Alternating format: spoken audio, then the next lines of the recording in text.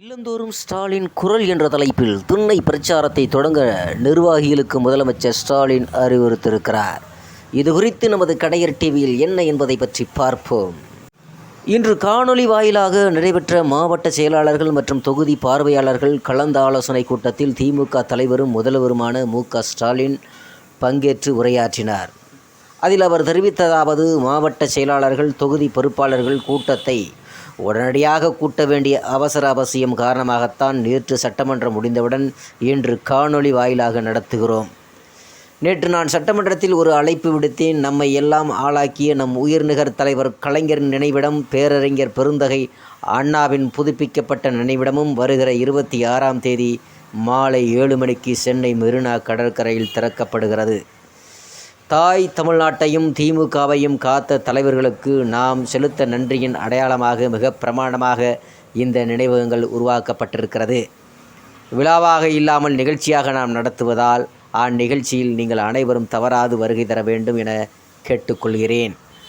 அடுத்தது, உங்கள் அனைவருக்கும் எனது மகிழ்ச்சி கலந்த நன்றியை முதலில் தெரிவித்துக் கொள்கிறேன்.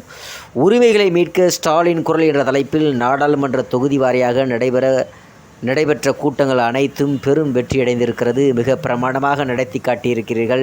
பெரும்பாலான கூட்டங்களை டிவியில் பார்த்து பிரமித்திருக்கிறேன். அனைத்து தொகுதிகளிலும் ஒரே மாதிரியான மேடை அமைக்கப்பட்டு LED திரைகளுடன் பிரமாண்டமான கூட்டங்களாக இருந்தன. மக்கள் நிறைந்து காணப்பட்டார்கள்.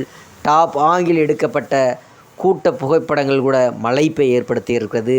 இதனை மிகச் சிறப்பாக ஏற்பாடு செய்திருந்த பொறுப்பு அமைச்சர்கள், மாவட்ட செயலாளர்கள் உள்ளிட்ட அனைவருக்கும் எனது பாராட்டுக்களை தெரிவித்துக் கொள்கிறேன். இக்கூட்டங்கள் பரவலாக மாநிலம் முழுவதும் திமுகவினரை உற்சாகப்படுத்தி இருக்கின்றது. தேர்தல் பணிகளை பொறுத்தவரை நாம் மிக வேகமாக செயல்பட்டு கொண்டிருக்கிறோம். புதுவை உள்ளிட்ட தமிழ்நாட்டில் 40 தொகுதியிலும் நாம் தான் முழுமையான வெற்றி பெறுவோம் என்பதில் சிறிதும் சந்தேகமில்லை. அந்த வெற்றி மகத்தானதாக இருக்க வேண்டும். நாம் பெறும் வாக்குகள் அபரிதமாக இருக்க வேண்டும். நம்முடைய ஒவ்வொரு திட்டமும் பற்றியும் படித்துவிட்டு எளிமையாக பரப்புரை செய்ய வேண்டும். ஒவ்வொரு குடும்பத்திலும் உள்ள அனைவரையும் காப்பாற்றும் அரசு நமது அரசு என எளிமையாக புரியும் வகையில் பரப்புரை செய்ய வேண்டும். இவை அனைத்தையுமே இப்போது நாம் தீர்மானமாக போட இருக்கிறோம் என தெரிவித்திருக்கிறார்.